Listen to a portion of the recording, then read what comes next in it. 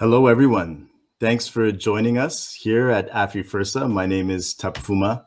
I'm the founder of Afrifursa, and this is actually our first Diasporan feature. And I've got with me on the line here, Dr. Olutoyin Oyelade.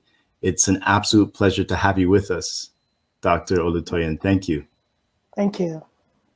How are you doing today? It looks nice and bright where you are. Absolutely. I'm doing great, and I thank you for having me over. Absolutely. Absolutely. So, Olutoyin, as you know, and I'm just going to call you Olutoyin instead of Dr. Olutoyin, if that's okay. That's fine. That's fine. Yeah. So, as you know, Afrifursa is an initiative to help people basically understand the opportunities in Africa across all sectors. It's an area that I found, having worked in the space, in the Canada-Africa space specifically, similar to you, that there's just a lack of exposure and understanding. So I've got you on the line. You are a mover and shaker. And maybe I'll just say this in terms of how I was introduced to Olutoyin, for everyone who's listening. I had met with MP Rob Oliphant. So he's a member of Parliament, our federal or national parliament here in Canada. And I'd met with him a couple of years ago when I'd first come back to Canada, and I was trying to understand what's happening in the Canada-Africa space. And he said that there is an organization called Friends of Africa run by a Dr. Olutoyin Oyelade, and that I should connect. So that was what really started, I suppose, our conversation. Then I got to meet you, and I've attended some of your forums. And so my first question is, Olutoyin, you are really dynamic. You do a lot of things. You are the co-founder or founding partner and CEO at NVCAP Corporation. And you're also the founder of Casa Foundation, Afro Investors, Friends of Africa. How would you describe your core passion? Well, let me first start by saying to you, Tapfuma, that I'm so thankful that you even started Afrifursa at all. One, because of the core objectives that you've reiterated over time, and since I got to meet you. And it's heartwarming to see that panning out today into what is now known as Afrifursa. Thank you so much for that. And thank you for having me on your program.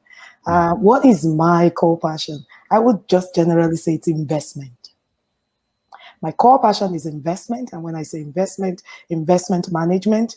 I love investment a lot. That's just my passion. And when I say investment, I'm not just referring to the capital investments in ventures, investments in businesses and so on.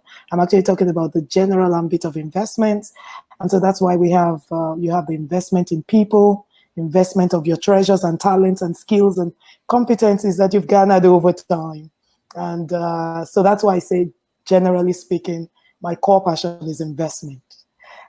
Primarily, my focus area is actually investment in real estate. And that's what I do on a day-to-day basis. So that's my primary area of skills and competencies and all of that. I started out actually as an investment banker way back in almost 23 years ago now. Back in Africa, the Intercontinental Group. And so I've actually actively practiced investment management over the years. And it was actually during that period that I became the group treasurer of that institution called Intercontinental Group in Nigeria, Ghana, and the United Kingdom. And so I was a group treasurer of that entire group with responsibility for all the treasury activities, fixed income trading, and all of that, investment banking. For that particular institution before I came over to Canada, actually, a few years ago. And so that's because I have actively been involved in the investment banking sector. It was just a logical, it was just a logical progression for me to dabble into investment again, now settling in Canada. And so that's why we started INVCAP. INVCAP simply is investment capital. And so in Canada, I started investing in real estate, the real estate sector, and actively with a lot of partners. But, because we started that company about 5 years ago, actually, And so that's actually what, created Entrepreneurs Point, as you know it today. So it's one of the investee companies of InfCap Corporation. And so InfCap Corporation is a regulated firm and duly registered under the Corporate Affairs Commission in Nigeria. So the partners are actually based out of Nigeria. And then in Canada also, we are duly registered and supervised. So what the whole idea then is to maximize the skills and the competencies that you gathered over the years, and then the partnerships that you have around you. So truly we were able to identify a few of the people we had worked with back in Africa, actually now resident in Canada. And so we decided to come together as partners, and then in the United States. And so we started receiving funding. So InfCap would raise capital and then look for viable commercial real estate opportunities to invest in. So we invest in commercial real estate. And so Entrepreneurs Point is one of the very few ones that we've done in Canada, but we have several other ones in Africa. So that's the primary objective. It was when we dabbled into the commercial real estate sector here in Canada, with purchases like Entrepreneurs Point, which has now become a co-working space and an incubator for entrepreneurs. We started out actually investing primarily as a commercial investment property. It was much later that that investment property became Entrepreneurs Point as things unfolded. And I'm going to share a bit of that with you as time goes by. As you mentioned, we started with Casa Foundation, but that's a non-profit organization. And having actively engaged and, conferred with a lot of Africans in diaspora there, and a lot of government officials in Canada looking for, a middle point and, a platform where people could actually actively debate, and discuss the infrastructure deficits of Africa, and looking to find ways to, mitigate some of the risks that a lot of investors have identified over the years as to why they would just not dabble into investing in Africa and things like that. We created the Casa Foundation to address those gaps so that people could actually come around the table and have a platform where they could actively discuss the investment opportunities, infrastructure opportunities in Africa, and have a platform where they could actually share their concerns with the active players in Africa. And so that's why you found the Friends of Africa inviting over the leaders, the movers from government and private sectors in Africa over to the Friends of Africa, because we found that it would be a platform where they could actually share their developmental agenda on one hand, and where these potential investors on the other hand could actually tell them the risks, the reasons why they just will not touch some of those investments that we know are viable opportunities. And so that's actually what Friends of Africa sought to do at the beginning when we started in 2011. And it was in the process that we found in the discussions, from government, from private sector, both, across the two continents, that we found that there was a need also to also create a platform also, like the Entrepreneurs Point, like an incubator, where you could actually now groom, mentor, sponsor, and find partners, or create partnerships with small businesses, medium-sized businesses and organizations that were looking to do business in Africa, but did not have a go-between, like a connector, that could actually facilitate such interactions. So you see the logical progression of things from starting from Casa Foundation, creating the platform called Friends of Africa, and then finding the gaps even within those platforms, because it wasn't just enough for you to have a conference, a summit once a year. People forget again, and then they come back the next year to confer. But then you had to do this on a consistent basis. It had to be consistent. It had to be ongoing, a platform where people could actually discuss actively and where they could come to without needing to call governments across Africa to look for business opportunities, a place where they could come to not only to find such pieces of information required, but also to be trained, to be mentored, and also to facilitate their journey of looking for capital outside of a single conference. So that's how logically, we progressed and dabbled into all of these parts of the businesses, because the need from one would create the creation of the other. So in a nutshell, that's actually what we've done so far. I love how it's such a virtuous cycle, how through your exposure and experience here, you've been able to find these gaps and create these platforms to actually fill it. And I think it's amazing when you talk about investment, when you define it as being broader than just finance, but investing in youth and in women. I know that's a big one for you as well. I'd love to hear about that in a minute. But the thing that's interesting for me is, as we talk about the infrastructure gap in Africa, we're sitting in the middle of COVID-19. You're there in your home office. I'm here at my home office. And, there's so much restriction around movement, around business. And a lot of our supply chains have been affected. So, Africa as well is poised for growth with the whole continental free trade area, which is meant to facilitate infrastructure development and many other fundamentals. So I guess my question to you is, someone who's constantly working on bridging North America, Canada specifically, and African markets as far as infrastructure investment, do you see any opportunities coming out of the current climate, the COVID-19 climate, to increase or to further the work that you're doing? Absolutely. Yes, indeed. The opportunities, huge opportunities exist. And I say so, as you rightly mentioned, we have the African Continental Free Trade Agreement coming into force. It's been signed. And so everybody's excited because that's going to be one of the largest platforms to trade, right? And we know how that came about. As Africans, we know that the huge gaps in infrastructure. The continent itself is almost known as the continent of deficits, so these huge gaps have actually created this. And so with excitement, we're looking forward to the execution of the goals and the purposes of the after. However, talking about COVID-19, indeed, huge gaps, coming back to that, huge gaps have been created, supply chains, logistic providers and suppliers and so on. So what are the opportunities? First, to my mind, I would say the opportunity of expanding and fully establishing the digital economy in Africa, the digital economy. The digital economy, by that I mean also the e-commerce platforms, the e-commerce platforms, the remote way of working remotely, virtual offices and virtual trades and things like that. Ensuring that the trades that we go into now are fully executed and concluded, our transactions virtually.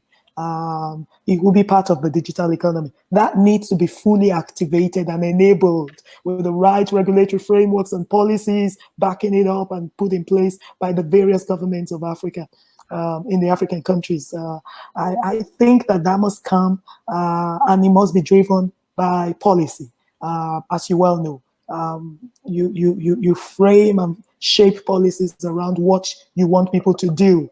And so it will be a call out actually to our leaders in Africa that the time is now to ensure that some of the things that we used to do, carrying paper and all over the place, it's now a fully cashless society in some parts of East Africa, where you don't need to carry loads and loads of bags to make purchases, heavy purchases. And so this is actually, and the paperless community transactions that facilitate transactions right here where we do business from, has shown you that a lot can be achieved even without seeing anybody. We've seen situations here where even banking transactions that people would ordinarily tell you can never be concluded outside of a banking hall. We've concluded several virtually, signing documents, having calls like this to discuss your options. Maybe you are looking to invest even in the stocks market, in the capital market, in mutual funds, whatever it is. Everything is concluded online. This is a huge opportunity for Africa to switch to technology, use technology, the opportunity of technology to achieve the advancement rapid advancement that we've been looking for. Because, technology it cuts across continents. It facilitates all transactions, and it ensures that people that you actually need to reach in a timely fashion, you do so immediately. We've not been able to travel. We've been cooped up in our home offices and in our bedrooms, doing businesses across thousands of miles. As you well know, we have some of these investments portfolio back in Africa, Nigeria specifically. We've not been able to travel in the last 4 months. I've only been out of the country since February of this year. I haven't had an opportunity to visit some of those locations to do anything. Yet, the people on ground, weekly meetings, monthly meetings, you're able to have that. Some of the transactions need to be signed online. If the private sector and small businesses are able to do that effectively, the governments need to immediately enforce, enable, and shape policy, put policies in place to align with this new way of doing things. To my mind, this is the new normal, actually. A lot of people say, oh, well, we won't take it as the new normal. I say, you have to take it as a new normal, otherwise you become extinct. The idea is, if your active partners have already embraced the new normal, but you're still waiting to actually see things change when you can go out and all of that, then you'll be left behind. For any continent that will not be left behind from now on will embrace digital technology. I mean, the techie way of doing things, the larger digital economy, and establishing e-commerce across all their platforms, so that whether it's a company registration, whether it's business registration, whether it's to facilitate letters of credit and so on, all the things that we regularly would walk into a bank and all, to initiate trade with China, to initiate trade with our trade partners across the continent, all of this have to be digitalized. And that's the only way forward, to my mind, because it's already been enabled around here. I can quickly cite for you an example of one or two things that we've done back at Entrepreneurs Point. Earlier on this year, around February, we had a client come to us because remember I mentioned that we are also an incubator. So we have an incubator for entrepreneurs. And so a couple of lecturers, professors from Rising and some other universities, including myself, we teach business and leadership. How to start up your business, how to raise capital, how to raise funding for your startup venture. And so this is what we teach, a 6-week class. What we had to do in February, when somebody approached us, one of our clients, requesting to train a cohort of about 40, we just mentioned, fix the date, and then we had people register. But we never anticipated the COVID-19.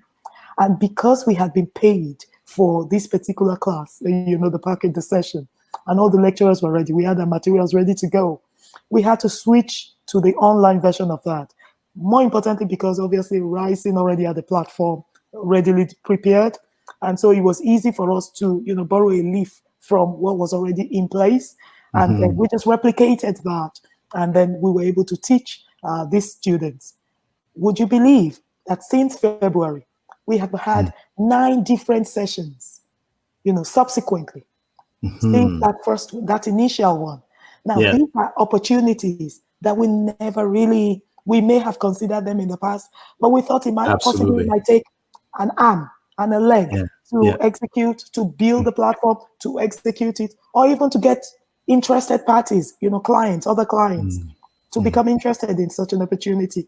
But for COVID, we would possibly never have even pursued immediately. Yes, it wouldn't have been on the front burner. It would have been one of the initiatives that possibly you would consider for the 3rd quarter or the 4th quarter of a year. But this was facilitated because of the pandemic. Now, I see that as a huge opportunity for us because not only have that fully engaged us, I mean, all our staff, we actually had to get other people, all hands on deck, to ensure that those particular programs were fully executed for us. The reason we had to do that also because they looked at the fact that we're not only scholars that have maybe studied business and leadership and were able to teach it, but we're also practitioners. And so how did we get Entrepreneurs Point to the point where it is today? And how have we been able to manage businesses across continents, even with all of this? So these are some of the things, practical steps that we teach in classes like that. Fantastic. And the goal is to actually build entrepreneurs and prepare them, not just as theoreticians and entrepreneurs that studied entrepreneurship in the university, but people that can actually go into the field and practice entrepreneurship. This, I believe, can be replicated in the government sectors in various African countries. Fantastic. And congratulations on getting those sessions up and running and having an impact.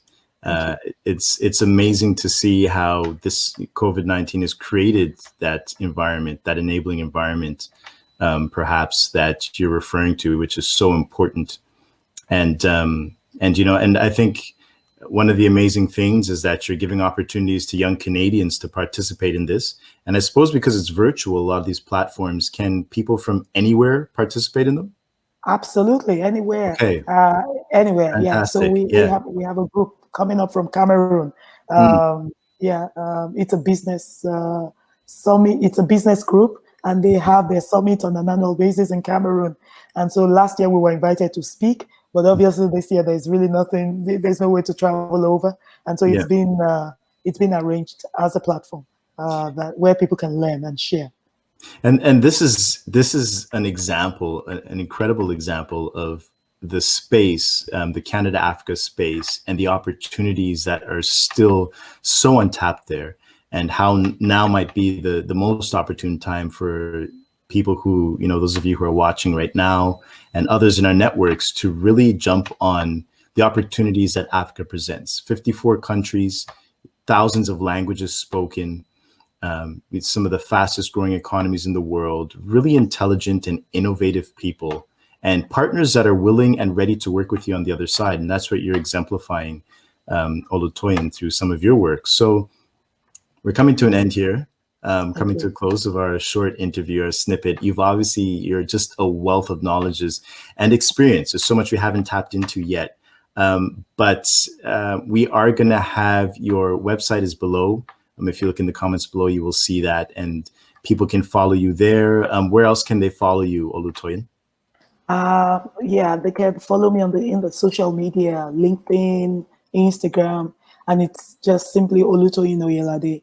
On Instagram, on LinkedIn, on Facebook. I'm actually more of a LinkedIn person, actually. But then I'm on all those platforms because of the book and because of some of the women events. A lot of them are on Facebook, so I'm on those platforms as Olutoyin Oyelade. And then the Casa Foundation is also there on all the platforms as Casa Foundation. Entrepreneurs Point is on all of those platforms also as Entrepreneurs PP. And they can also send us an email at info@casafoundation.ca. Okay, fantastic. So our last question, because the thing about Afrifursa is that there's a few themes. So one of them is diaspora, which we're dealing with now.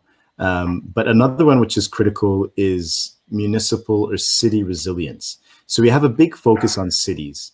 And so my last question to you would be, in terms of your favorite city for architecture across Africa, and we've got such a variety of architecture, right? Absolutely.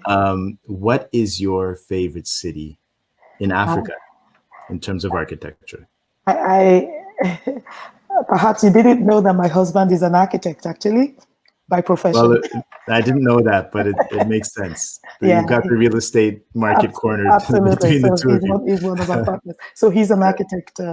A chartered architect, actually. And so it will be Joburg, actually, Johannesburg, that's in South Africa.